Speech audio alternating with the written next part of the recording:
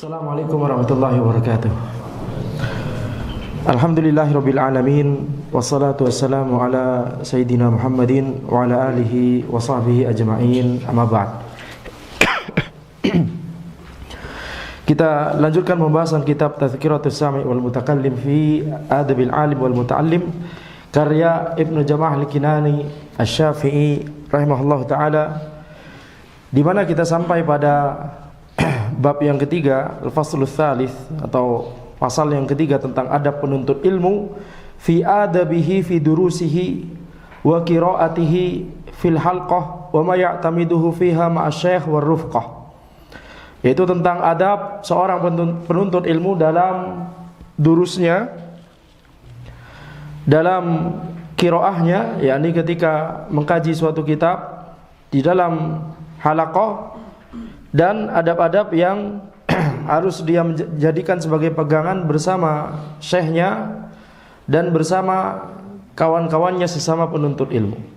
Wa huwa 13 naw'an. Ada 13 adab yang akan dibahas di bab ini insyaallah. Al-awwal, yang pertama, ayyabtadi'a awwalan bi kitabillahil aziz fayutqinahu hifdhan. Hendaknya seorang penuntut ilmu itu mengawali pertama kali dengan kitabullah, dengan Al-Qur'anul Karim. Fayutqinahu hifdhan. Maka dia hendaknya memutkinkan hafalan Al-Qur'annya. Dengan catatan, ini jika masa-masa dia menuntut ilmu dimulai dari kecil. Awali dengan menghafalkan Al-Qur'anul Karim. Jangan sibukkan dengan yang lain terlebih dahulu, menghafal hadis, ya, dan lain-lain. Menghafal matan, ya, baca, menelaah kitab-kitab, ya, masih kecil, seusia mungkin, ya, masih kecil, yani SD atau bahkan ya SD. Maka tentunya belum bisa untuk menelaah kitab-kitab dan seterusnya. Sehingga waktunya fokuskan untuk menghafalkan Al-Qur'anul Karim. Ini yang disebutkan oleh para ulama. Ini adabnya. Adab penuntut ilmu itu ada dua bagian besar. Ya, sebelum kita lanjut, adab penuntut ilmu itu ada dua bagian besar. Yang pertama adalah masalah akhlak dan sikap dia ketika menuntut ilmu, dan itu yang telah kita pelajari selama ini, begitu ya. Nanti juga akan disinggung, juga akan terus disinggung itu insyaallah. Bagian kedua adalah teknik dan metode. Teknik dan metode dalam menuntut ilmu. Ya, supaya dia menuntut ilmunya dengan metode yang benar, dengan cara yang tepat. Tidak salah metodenya, tidak salah caranya. Sehingga walaupun misalkan dia sudah bersemangat, ya, mengikhlaskan niat, tetapi ternyata caranya salah, cara menuntut ilmunya salah, maka ini tidak akan membuat dia mencapai tujuan yang diharapkan. Maka kita lihat, ini kalau anak kecil, kata para ulama, awali dengan menghafalkan Al-Qur'anul Karim. Tetapi kalau misalkan baru ngaji, itu sudah berusia dewasa misalkan, maka para ulama menyarankan, karena tentunya ya ketika sudah dewasa atau sudah baligh, maka dia wajib untuk mengetahui akidah, dia wajib untuk beramal ibadah, dia wajib untuk terhindar dari, ya, wajib untuk terhindar dari muamalat-muamalat yang haram. Ketika sudah dewasa pasti tentunya harus berurusan dengan itu, betul tidak? Kalau masih kecil, nggak ada urusannya dengan ini kita mau nabung di bank mana, atau betul tidak? Kita mau menggunakan uang elektronik ini dan itu. Anak kecil tidak, bukan urusan anak kecil itu. Itu urusan anak kecil adalah makan lidi-lidian dan main bola, gitu ya, selama tidak buka aurat dan seterusnya. Taib. Maka ketika sudah dewasa, baru ngaji, baru hijrah, atau dengan kata yang lebih gamblang, baru tobat, gitu ya. Masya Allah. Ketika sudah dewasa, maka kata para ulama harus membagi dua waktunya, menghafalkan Al-Quran dan mempelajari ilmu-ilmu syar'i yang dia butuhkan supaya akidahnya lurus, supaya manhajnya lurus, supaya ibadahnya sesuai dengan sunnah Nabi Muhammad SAW, dan supaya dia terhindar dari muamalat-muamalat yang itu mengandung kezaliman, mengandung riba, mengandung gharar, dan seterusnya. Ya. Demikian pula ketika misalkan dia sudah berkeluarga, sudah yakni memiliki, bahkan bisa jadi memiliki anak, dia harus juga mempelajari tentang bagaimana pernikahan, kewajiban suami, kewajiban istri, kewajiban sebagai bapak, dan seterusnya. Jadi ketika sudah dewasa, maka dibagi dua waktunya, antara menghafalkan Al-Quranul Karim semampunya, apalagi kalau sudah bekerja, ya, jadi waktunya tentu tidak seluang ketika masih anak kecil. Jadi harus dibagi, ketika belajar agama harus dibagi dua waktunya, menghafalkan Al-Quranul Karim, kemudian mempelajari apa-apa yang dibutuhkan untuk meluruskan akidahnya, dan ya, membenarkan tata cara ibadahnya, dan supaya terhindar dari muamalat-muamalat yang itu haram. Apalagi kalau misalkan dia baru ngaji, sebelumnya itu punya syubhat, sebelumnya adalah orang yang menyimpang, yakni terkena syubhat. Ini lebih-lebih lagi wajib untuk bagaimana dia meluruskan akidahnya dan manhajnya. Jadi ini yang wajib bagi dia, ya, ini yang wajib dilakukan oleh dia kalau sudah dewasa. Tetapi ya, jangan berputus asa. Kenapa? Seolah-olah dari pemahaman, dari penjelasan ini berarti seolah-olah yakni tampaknya jauh ya untuk kemudian kita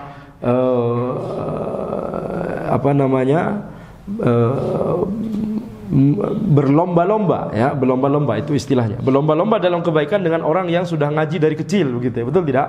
Mereka sudah menghafalkan Al-Quran sejak kecil dan seterusnya dan seterusnya. Kita katakan, ya, tidak ada kata terlambat dalam menuntut ilmu syar'i. Tidak boleh perasaan yakni ghibtah dan ghirah, semangat yakni untuk misalkan ingin belajar ilmu syar'i sejak kecil misalkan, itu memang tidak masalah. Akan tetapi kalau ini kemudian membuat orang tersebut menjadi putus asa, ya sudahlah, anak kayaknya nggak akan bisa ini, yakni banyak yang lain yang lebih. Ini adalah was-was dari syaitan. Ini adalah tipu daya syaitan. Para sahabat baru belajar Islam ketika sudah dewasa, betul tidak? Ketika sudah dewasa. Akan tapi mereka bersemangat untuk mempelajari ilmu Islam, dan akhirnya Allah Subhanahu wa taala bukakan pemahaman dan hafalan kepada mereka, radhiyallahu anhum ajma'in. Selain itu, poin yang kedua, jadi jangan putus asa walaupun baru ngajinya sudah dewasa atau yakni sudah tua misalkan. Ketika anak-anak, antum perhatikan, yakni yang bisa mereka serap masih sedikit karena masih anak-anak, betul tidak? Ya, naam, hafalannya jauh lebih kuat bisa jadi daripada orang dewasa. Akan tapi dari segi pemahaman masih tidak akan bisa seperti orang dewasa, betul tidak? Pemahaman orang dewasa lebih sempurna tentunya daripada anak kecil. Nah, dari segi pemahaman orang dewasa bisa menyaingi anak kecil.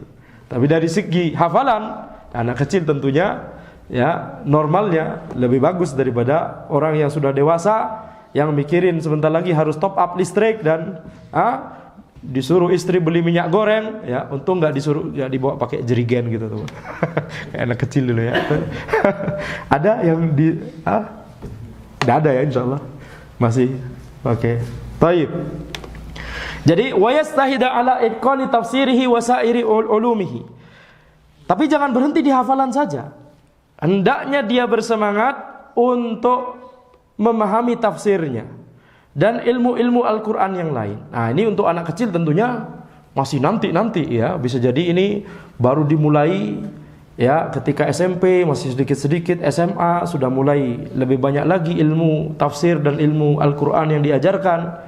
Nah, kalau sudah tingkat kuliah ya, baik kuliah ilmu dunia ataupun kuliah ilmu syar'i, tidak ada yang menghalangi seseorang untuk menuntut ilmu syar'i ya dengan terstruktur, dengan baik, dengan metode yang benar, ya.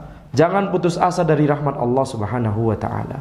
Imam Syafi'i tidak diketahui lulusan universitas mana, betul tidak? Lulusan Universitas Islam mana beliau? Belum ada. Ya. Syekh Al-Utsaimin rahimahullah, gelar beliau apa? Apa? LC. Bukan master, bukan doktor. Tapi kalau antum bikin tulisan tentang Syekh Utsaimin di sosial media, tolong nggak usah dicantumkan gelarnya. Kenapa? Karena itu bisa merendahkan, yakni ilmu beliau jauh lebih tinggi daripada gelarnya. Jangan dituliskan gelarnya, kelas. Murid-murid beliau doktor semua dan profesor. Paham maksud anak? Tapi gelar beliau apa? LC. Cuma LC. Tapi lihat Syekh Utsaimin. Ya, betul tidak? Jadi beliau adalah beliau. Ya, kalimat ini ya tidak bermakna secara ya, beliau adalah beliau. X sama dengan X, gitu. Apa maksudnya? Tapi kita paham dari bahasa bahwa ini adalah pujian, ya. Syekh Al-Utsaimin rahimahullah taala. Kalau sudah dewasa, maka ini yang digunakan untuk belajar di waktu selain menghafalkan Al-Qur'an tadi. Selain menghafalkan Al-Qur'an juga harus memperhatikan, ya, mempelajari sedikit demi sedikit tafsir dari Al-Qur'an. Jangan cuma dibaca, jangan cuma dihafal, akan tapi juga harus berusaha untuk memahami tafsir dari ayat-ayat yang dibaca dan dihafalkan tersebut. Dan untuk memahami tafsirnya yang paling afdal adalah dengan mempelajari bahasa Arab. Tidak mungkin seseorang bisa memahami ilmu syar'i secara baik, begitu ya, secara yang semestinya, kecuali dia harus memasuki pintunya, yaitu belajar bahasa Arab. Yaitu belajar bahasa Arab. Fa innahu aslul ulum wa ummuha wa ahammuha. Maka Al-Qur'anul Karim itu adalah pondasi ilmu, induk dari ilmu, dan yang paling penting dari ilmu. Ilmu yang paling penting itu adalah tentang Al-Qur'anul Karim. Kenapa? Karena itu wahyu Allah Subhanahu wa taala. Ya. Induk dari ilmu, seluruh ilmu syar'i semuanya terkandung di dalam Al-Qur'anul Karim. Baik secara terperinci ataupun secara isyarat. Secara terperinci misalkan tentang masalah waris, disebutkan secara terperinci oleh Allah Subhanahu wa taala di surah Al-Baqarah. Ataupun secara isyarat. Ya, yakni satu bidang ilmu keseluruhan cuma diisyaratkan dalam Al-Qur'anul Karim. Ya ayyuhalladzina amanu in ja'akum fasiqun binaba'in fatabayyanu. Wahai orang-orang beriman, jika datang orang fasik membawa kabar berita kepadamu, maka bertabayyunlah. Para ulama menyebutkan bahwa ayat ini adalah pondasi bagi ilmu hadis seluruhnya. Pondasi bagi ilmu hadis seluruhnya. Kabar, ketika ada orang fasik datang membawa kabar berita kepadamu, maka tabayyunlah. Kabar apa yang paling mulia selain Al-Qur'an, setelah Al-Qur'anul Karim? Hadis Nabi Muhammad sallallahu alaihi wasallam. Sunnah Rasulullah sallallahu alaihi wasallam. Betul? Maka ketika ada orang datang menyampaikan hadis kepada kita, Allah Subhanahu wa taala memerintahkan tabayyun. Tabayyunnya gimana? Membandingkan dengan kepada orang lain. Apakah hadis ini memang benar dari Nabi Muhammad sallallahu alaihi wasallam, dan itulah yang dilakukan di ilmu hadis. Ya, membandingkan jalur-jalur sanad. Ya, ketika ada suatu hadis, ada beberapa sanad, ini dibandingkan. Kemudian perawi di tiap sanad, ya, tiap perawi di sanad tersebut dibandingkan. Apakah fulan ini memang berguru kepada syekh ini? Apakah fulan ini memang mentransmisikan hadis ini kepada si fulan ini muridnya atau tidak, dan seterusnya. Siapa saja teman-teman si fulan yang sama-sama mengambil hadis ini dari syekh tersebut, dibandingkan. Tabayyun. Jadi inilah yang disebut oleh para ulama bahwa Al-Qur'anul Karim adalah induk dari seluruh ilmu syar'i, seluruhnya. Ya, semua dari ilmu syar'i itu ada, ya, penjelasannya di Al-Qur'anul Karim, baik yakni secara terperinci ataupun secara isyarat seperti tadi. Jadi contohnya Anda cuma mencontohkan satu saja barusan, yaitu seluruh ilmu hadis ilmu hadis secara keseluruhan itu terkandung dalam, yakni atau diisyaratkan dalam ayat yang tadi. Ya ayyuhalladzina amanu in ja'akum fasiqun binaba'in fatabayyanu. Adapun ilmu dunia bagaimana? Yakni tentunya Al-Qur'anul Karim ada ayat-ayat yang berbicara tentang, ya, sains begitu ya, tetapi Al-Qur'anul Karim itu bukan kitab sains. Bukan maksud syariat dari Al-Qur'anul Karim itu adalah untuk menjelaskan sains secara terperinci. Jadi sains pelajari dari yakni jalurnya sendiri. Tentunya Al-Qur'anul Karim tidak akan bertentangan dengan sains, karena Al-Qur'an adalah kalamullah dan sains adalah usaha manusia untuk mempelajari sunnatullah kauniyah yang ada di alam semesta ciptaan Allah ini. Sama-sama dari Allah Subhanahu wa taala. Ya. Maka bisa jadi yakni ayat Al-Qur'an menyebutkan sesuatu tentang sains, baik yang sudah kita pahami tentang fase-fase janin, embrio dan seterusnya, itu kan sudah kita pahami sekarang, atau yang tidak bisa kita pahami, seperti bagaimana bulan terbelah dan seterusnya, belum bisa kita pahami sampai sekarang. Baik. Thumma yahfadhu fi kulli fannin mukhtasaran yajma'u fihi baina tarafaihi minal hadits wa ulumihi wal usulain wan nahwi wat tasrif. Kemudian hendaknya penuntut ilmu tersebut menghafalkan di setiap bidang ilmu sebuah matan ringkas yang menggabungkan, ya, yakni hafalannya tersebut itu mencakup keseluruhan bidang ilmu tersebut. Jadi matan ringkas tersebut itu mencakup keseluruhan bidang ilmu itu secara ringkas. Akan tapi ini penting untuk yakni supaya kita bisa terbayang bidang ilmu tersebut secara keseluruhan terlebih dahulu. Baik itu di bidang hadis atau ilmu hadis atau usul lain, dua usul. Apa yang dimaksud dengan dua usul? Usul fikih dan usuluddin, yakni akidah. Wan nahwi wat tasrif, ilmu nahwu dan ilmu sharaf, dan ilmu-ilmu syar'i yang lain, walaupun tidak disebutkan oleh penulis di sini. Jadi hendaknya penuntut ilmu itu setelah menghafalkan Al-Qur'anul Karim, kemudian menghafalkan matan-matan ringkas di tiap bidang ilmu ini. Di bidang hadis, hafalkan Arba'in Nawawiyah. Kemudian Umdatul Ahkam, ya, Bulughul Maram dan seterusnya. Di bidang ilmu hadis, ya, bisa Baiquniyah, Nukhbatul Fikar dan seterusnya. Usulul fiqh, nah ini tergantung mau pakai kurikulum yang mana, bisa Al-Waraqat atau ya, kemudian Al-Luma', kemudian Jam'ul Jawami atau Minhajul Baydawi, atau pakai kurikulum yakni Hanabilah, misalkan Al-Usul min Ilmil Usul, kemudian Al-Bulbul fi Usulil Fiqh, Mukhtasar Tahrir dan seterusnya. Kemudian juga matan-matan di akidah, Al-Qaidul Arba', Thalathatul Usul wa Adillatuha, Kitabut Tauhid alladzi huwa haqqullahi 'alal 'abid, Al-Aqidah Al-Wasithiyah, Al-Aqidah At-Tahawiyah dan seterusnya. An-Nahwu, ya, Al-Ajrumiyah, Qatrun Nada, Alfiyah Ibn Malik, As-Sarf dan seterusnya. Ya, tiap bidang ilmu ada matannya. Wala yastagilu bidzalika kullihi an dirasatil Qur'an wa ta'ahudihi wa mulazamati wirdin minhu kulla yaumin aw ayyamin aw jum'atin kama taqaddam. Akan tapi ketika mempelajari segala macam bidang ilmu tersebut, tentunya sedikit demi sedikit, tidak bisa serempak, tidak bisa ya dalam satu malam sudah menjadi Syekhul Islam, ya, faqihuz zaman, muftid diyar, Syekhul Masyayikh, Doktorud Dakatira, Ustazul Asatidzah, apa lagi? Kok Anda lupa? Anda sering menyebutkan kayak begitu ya. Tapi listnya harus Anda hafalkan. Nah, tidak bisa satu malam langsung. Bahkan 2 tahun, 3 tahun, 4 tahun, 5 tahun tidak bisa. Coba bayangkan sekarang kalau di ilmu dunia, antum belajar 4 tahun baru S1. Apakah S1 sudah dibilang ya ini sudah ahli dalam suatu bidang ilmu dunia? Tidak bisa. S1 saja 4 tahun, betul tidak? Bahkan lulusan doktor pun di ilmu dunia bisa jadi masih belum tahu apa-apa. Jadi tahunya cuma sedikit, ya, di bidang yang dia kerjakan, tapi nggak tahu bidang yang lain. Baik. Maka di sini kita lihat, yakni hendaknya jangan sampai ketika kita belajar seluruh bidang ilmu syar'i yang tadi, jangan sampai membuat kita sibuk dari tetap mempelajari Al-Quran, bermulazamah dengan Al-Quran, memiliki wirdin, memiliki bacaan rutin dari Al-Quran setiap harinya atau setiap pekannya berapa juz, atau setiap hari berapa juz dan seterusnya. Dan ini tentunya disesuaikan dengan kondisi kita masing-masing.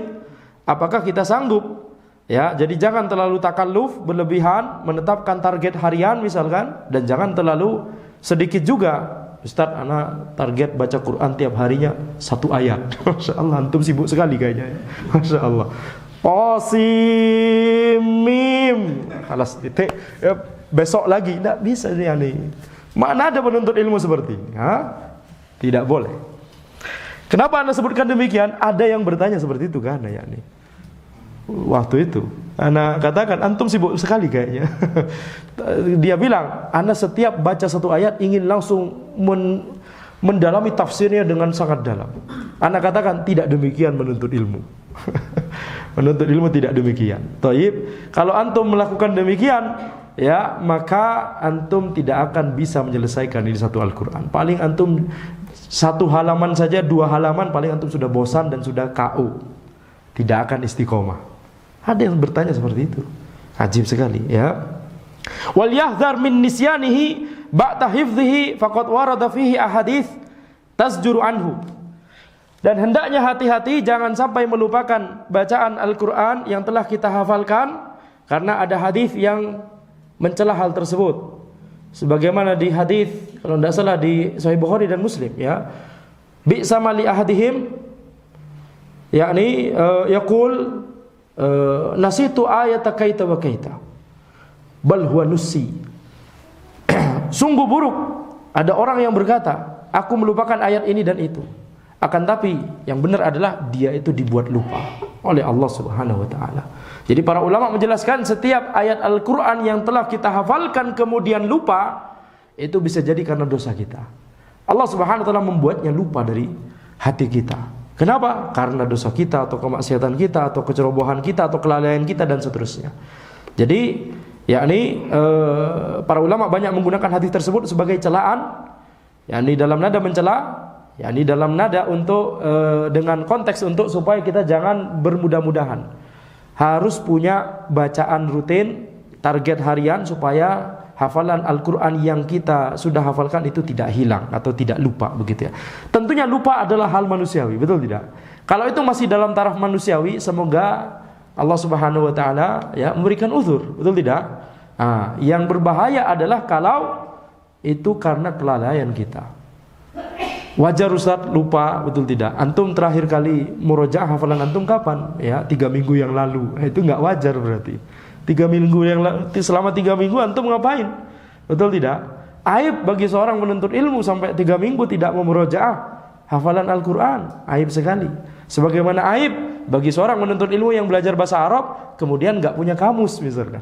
Ya, ketika masa-masa di tempat ketika anak belajar dulu di US, ya, murid-murid dari kawan-kawan anak sesama penuntut ilmu itu ditekankan oleh para syekh kami, kalau antum tidak punya kamus maka itu aib besar bagi penuntut ilmu. Baik. Di zaman ini penuntut ilmunya punya kamusnya semuanya di gadget. Ya, ini ya tidak bagus sebenarnya. Baik. Wa yastaghilu bi syarhi tilkal mahfuzat 'alal masyayikh. Hendaknya penuntut ilmu tersebut itu ya menyibukkan dirinya dengan mempelajari penjelasan dari apa-apa yang telah dihafalnya tadi, baik hafalan Al-Quran atau hadis atau matan-matan, mempelajarinya dari para masyayikh. Wal yahdhar minal i'timadi fi dzalika 'alal kutubi ibtidaan. Dan hati-hati jangan sampai menyandarkan belajarnya, pemahamannya hanya kepada kitab saja, apalagi di awal-awal belajar. Jangan belajar hanya pada kitab. Ya, kenapa? Karena kitab tidak bisa berbicara balik kepada antum. Kalau antum salah paham, kitab itu tidak bisa meluruskan kesalahpahaman antum. Yang bisa meluruskan kesalahpahaman antum adalah guru antum, yang antum belajar langsung kepada beliau. Makanya ana sering berkata, metode belajar yang paling bagus adalah ketika antum mengenal guru antum dan guru antum mengenal antum. Yani belajar ada timbal balik, ada interaksi. Ya, ada interaksi. Guru bisa mengetes pemahaman antum, antum bisa bertanya sepuasnya kepada gurunya. Ini metode belajar yang paling ideal. Ya. Bal ya'tamidu, sebelum lanjut. Berapa banyak orang yang salah paham dalam memahami ilmu syar'i kalau dia itu cuma belajar dari kitab. Yang sudah belajar dari guru saja sudah diberikan prinsip umum, nasyid itu haram, tidak boleh. Nah, ada jenis nasyid tertentu yang dibolehkan oleh para ulama, tapi itu lebih mirip kepada membaca syair. Tapi nasyid-nasyid yang kita pahami, yang beredar sekarang, itu seperti musik, betul tidak? Nyanyian, haram. Sudah jelaskan seperti itu. Masih ada penuntut ilmu yang kemudian bikin poster faidah di Instagram, kemudian ada backsoundnya nasyid begitu. Ajib. Anda marahi habis-habisan. Ya, salah satu murid Anda. Taib. Jadi ini pentingnya, yakni memiliki guru yang bisa menasihati antum dengan nasihat yang yakni langsung relevan dengan kondisi kita.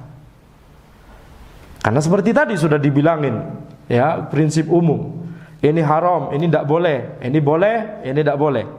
Tapi masih terluput, masih tidak sadar bahwa yang kita lakukan, oh ternyata itu yang waktu itu dijelaskan oleh, atau dibaca di kitab, atau dibaca di risalah, atau didengarkan di kajian. Ya, inilah manusia, apalagi awal-awal menuntut ilmu, butuh dijelaskan. Kaidah ini berlaku bagi antum sekarang. Antum jangan melakukan ini. Kenapa? Bertentangan dengan kaidah yang waktu itu telah kita pelajari. Begitu ya. Jadi bisa jadi wajar kalau kita yakni belum sadar, apalagi awal-awal masa menuntut ilmu. Oleh karena itu pentingnya belajar kepada guru. Dan penuntut ilmu pemula yang bahasa Arab saja belum paham, jangan sembarangan bikin poster faidah dan seterusnya di media sosial. Ya, karena bisa jadi takut salah nukil, salah mengutip, salah menerapkan dan seterusnya. Taib. Jadi kalau misalkan mau semangat untuk berdakwah, maka lewati jalurnya terlebih dahulu. Belajar dulu baru kemudian berdakwah. Jangan tasaddur, jangan menonjolkan diri, jangan yakni isti'jal. Ya, jangan yakni terburu-buru ingin meraih sesuatu padahal itu belum waktunya, belum tahapnya. Taib. Perhatikan bahwa menulis poster faidah itu juga bagian dari dakwah. Sementara antum belum berilmu, belum berhak untuk berdakwah. Boleh seperti itu kalau poster faidah yang antum buat disupervisi oleh syekh atau ustadz atau orang yang berilmu. Kalau sudah di-approve, maka baru bisa. Tapi kalau tidak, maka jangan seperti itu. Jangan berani-beraninya, ya, berbahaya. Berapa banyak poster-poster yang salah. Apalagi sekarang, ya, captionnya nasihat, tapi postingannya di feed itu, di video, yakni akhwat pakai berjadar, kemudian jalan ke sini, jalan ke situ, kemudian ada backsound suara ustadz dan seterusnya. Ajib sekali. Gimana caranya antum menampakkan diri antum di situ video, kemudian captionnya nasihat? Memalukan. Bukan seperti itu akhwat ngaji. Demikian pula ikhwan ngaji. Anda tidak perlu kelihatan muka antum ya ini berjalan begitu, kemudian captionnya caption nasihat. Bukan seperti ini. Ya, ilmu syar'i didakwahkan. Taib, antum pernah melihat misalkan akunnya para masyayikh, captionnya caption hadis, ayat atau nasihat, kemudian syekhnya lagi jalan ke sana kemari? Gak pernah. Antum kalau membayangkan langsung lucu, betul tidak? Masa syekh begitu? Antum kenapa begitu? Pernah membayangkan ya nih, syekhnya jalan ke sini kemari, kemudian nggak ada, meruntuhkan muru'ah. Jadi kita lihat di sini, bal ya'tamidu fi kulli fannin man huwa ahsanu ta'liman lahu, akan tapi hendaknya penuntut ilmu itu belajar setiap bidang ilmu tersebut dari orang yang paling bagus dalam mengajarkan ilmu tersebut. Wa aktsaru tahqiqan fihi, yang paling ahli dalam mentahqiq, dalam tahqiq yang paling ahli, intinya yang paling ahli dalam bidang ilmu tersebut. Wa tahsilan minhu, yang paling ahli, maknanya kira-kira sama. Wa akhbaruhum bil kitabi alladzi qara'ahu, yang paling mengetahui tentang kitab yang sedang mau dibaca atau disyarah tersebut. Ya. Jadi intinya adalah belajar kepada masyayikh, orang berilmu yang telah mutqin ilmunya. Jangan belajar sendiri dari kitab, baca sendiri dari kitab. Menelaah kitab-kitab itu hanya bisa dilakukan kalau ilmunya sudah mapan. Ya, tingkat menengah saja terkadang salah paham baca kitab. Penuntut ilmu Anda bagi menjadi penuntut ilmu pemula, menengah, dan lanjutan. Tapi di bawah pemula ada Anda tambahkan penuntut ilmu pemula sekali. Jadi pemula sekali, yakni orang awam, nggak tahu bahasa Arab. Kemudian penuntut ilmu pemula sudah bisa baca kitab gundul, sudah bisa baca kitab Arab gundul, itu kita kategorikan penuntut ilmu pemula. Kalau belum itu pemula sekali. Kalau lebih parah lagi, sangat pemula sekali. Lebih parah lagi, amat sangat pemula sekali. Tapi silakan lanjutkan sendiri ya. Dalamnya lautan sangat dalam. Lanjut.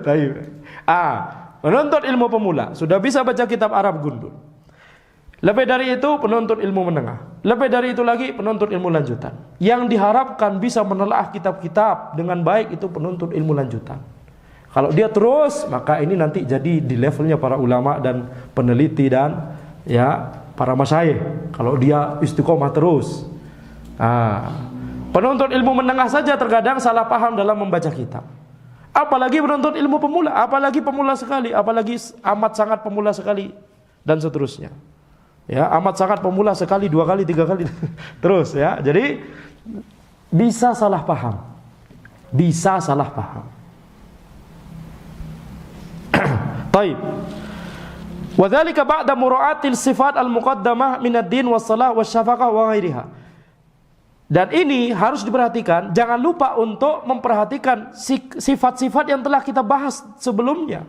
Yakni harus bertakwa, harus ikhlas dalam menuntut ilmu, harus disertai dengan kesolehan, harus disertai dengan kewaraan, harus disertai dengan kelemah lembutan. Jangan belajar ilmu malah membuat hatinya menjadi keras. Semakin banyak belajar ilmu, kaidah-kaidah, hatinya malah semakin keras, semakin nantang, inginnya debat dan seterusnya. Menuntut ilmu untuk mendebati orang berilmu dan untuk merendahkan orang yang awam tidak boleh sama sekali. Fa in kana shaykhuhu la yazidu min qira'atihi wa syarhihi ala ghairihi ma'ahu fala ba'sa bidzalik. Kalau seandainya syekhnya tersebut atau gurunya tersebut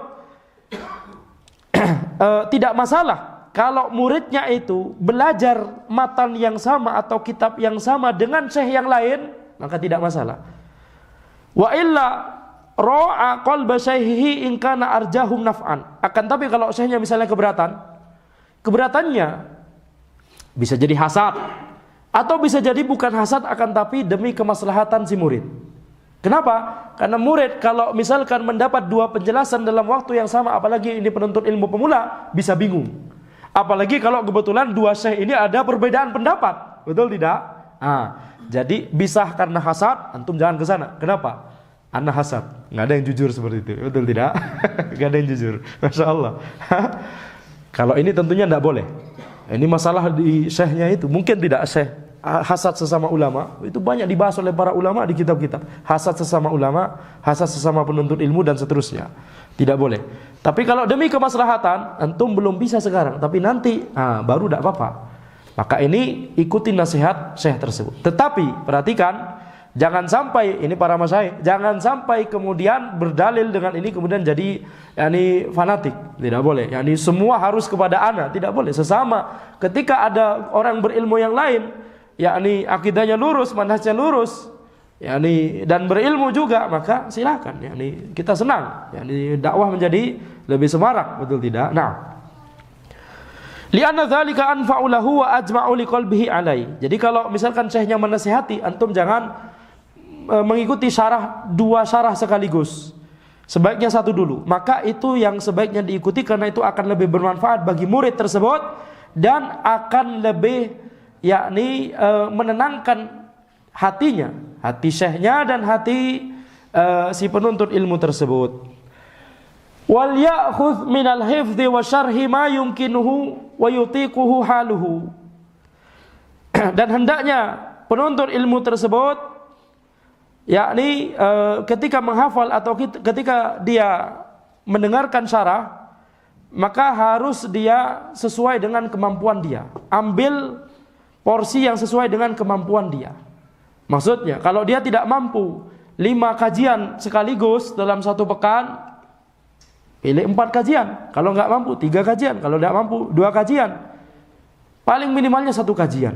Kalau kurang dari itu antum futur nanti. Nggak ada kajian sama futur. Betul tidak? Nah, jadi sesuai dengan kondisi masing-masing. Min ghairi iktsarin yumil. Jangan terlalu banyak kajian atau jangan terlalu banyak hafalan. Ana target Ustaz menghafalkan Al-Qur'anul Karim 8 halaman 1 hari. Wajib sekali, Masya Allah ya. Ini antum selesai kira-kira berapa? 3 bulan. Bener nggak? Nanti dihitung sendiri ya. Itu nggak bisa, kecuali kalau antum orang yang tidak bisa dikiaskan orang lain dengannya. Masya Allah, ini bahasa para ulama. La yuqasu alaih. Orang ini pintar sekali maksudnya. Tidak, orang lain tidak bisa dikiaskan dengan orang ini, atau orang ini tidak bisa dikiaskan kepada orang lain. Ini karena saking yakni cerdasnya. Seperti misalkan Al-Bukhari, Asy-Syafi'i, Imam Ahmad, Ibnu Taimiyah, sekali dengar, sekali baca langsung hafal. Sampai-sampai Imam Ahmad itu ketika buka kitab, yang ini harus ditutup dulu. Karena kalau ini kelihatan, maka di hafalan beliau ini muncul lebih dulu baru halaman yang ini. Gitu ya. Itu Imam Ahmad. Kalau kita harus dilihat sampai dilihat terus, itu gak lengket-lengket, betul tidak? Bahkan antum naik motornya harus ditaruh di depan itu supaya ya nabrak, nanti jangan nabrak. Baik.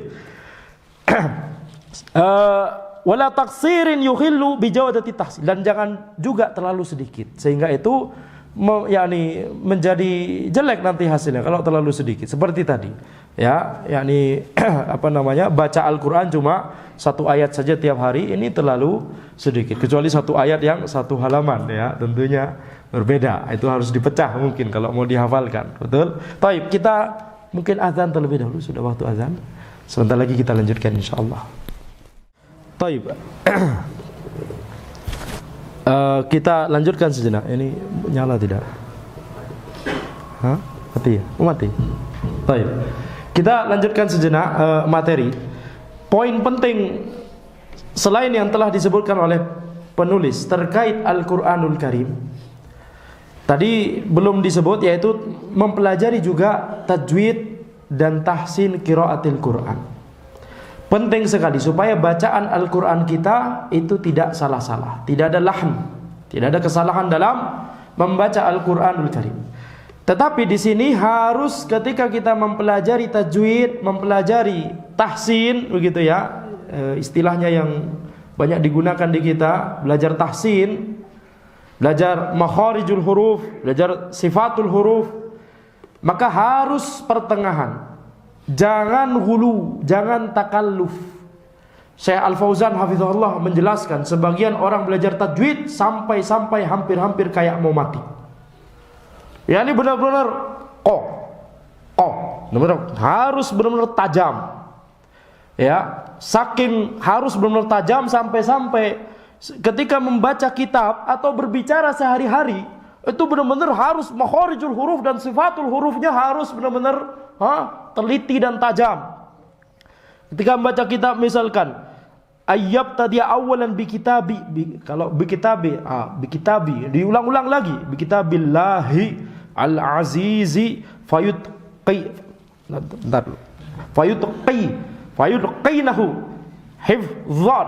Sebentar, kurang tebal dha-nya. Hifdzan, yakni ya masyayikh. Para ulama saja baca kitab, menjelaskan, berbicara sehari-hari tidak segitunya, mereka orang Arab. Betul? Ini takalluf yang berbahaya. Halakal mutanatti'un, orang yang hulu dalam masalah tajwid dan dalam masalah agama yang lain akan celaka.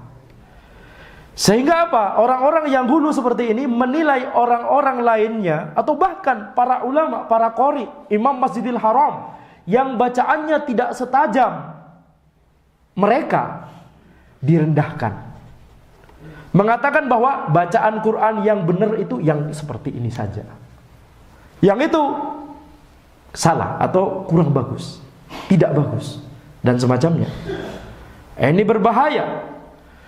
Di kitab Talbis Iblis disebutkan ya, ana melihat di sebelah ana ada orang membaca Al-Fatihah, ketika ingin mengucapkan huruf dad ghairil maghdubi, sampai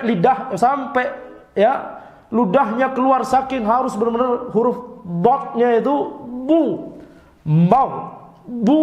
dan seterusnya, harus benar-benar tebal sesuai dengan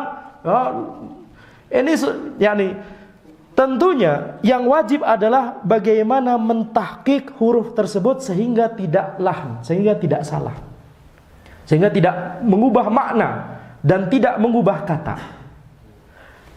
Selama tahqiq tersebut sudah tercapai, maka kita katakan bacaan Al-Quran ini sudah benar.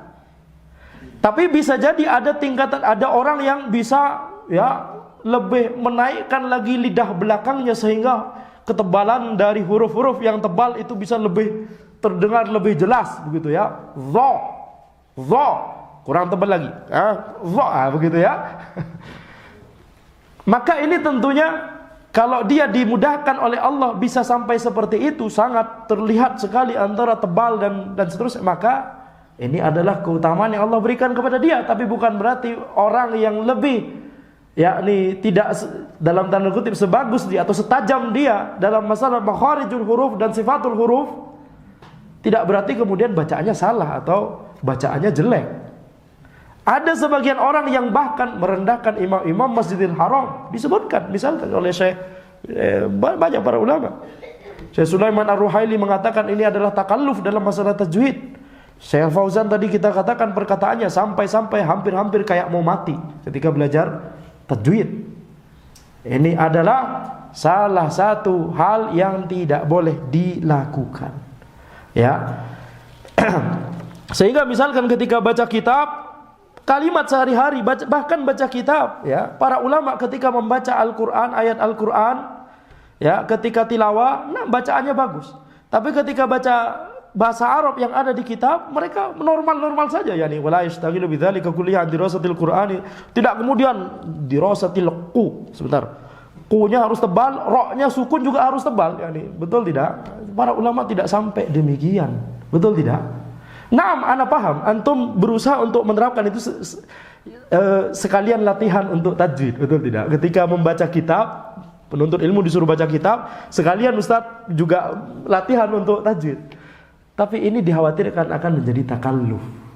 Latihan itu untuk Al-Qur'anul Karim. Tapi kalau baca kalimat-kalimat seperti ini yang ada di kitab atau bahkan kalimat sehari-hari, kaifa haluk, kurang kaifahaluk. Ini khawatir takalluf Masyayikh orang Arab aja enggak demikian. Paham? Antum lebih Arab dari orang Arab.